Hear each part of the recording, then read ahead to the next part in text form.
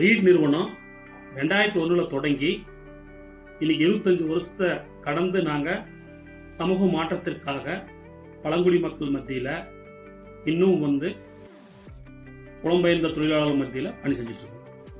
அதில் குறிப்பாக பழங்குடி மக்கள் மத்தியில் புலிகள் காப்பகம் ஆசனூர் பகுதியில் பழங்குடியினுடைய கல்வி, பொருளாதாரம், சுகாதாரம் முன்னேற்றத்திற்காக பணி செய்யணும். அதில் குறிப்பாக பொருளாதார முன்னேற்றத்தில் ரீட் நிறுவனத்தின் சார்பாக மாவரைக்கும் எந்திரம் வழங்கப்பட்டது. அது எதுக்காக நம்ம அதை கொடுத்துருக்குறோம் அப்படின்னா, தடசலட்டிங்கிற கிராமத்தில் அவங்க அங்கே சிறுதானியங்கள் தான் விளைவிக்கிறாங்க. குறிப்பாக ராகி, கம்பு, சோளம் இதுதான் பண்ணுறாங்க.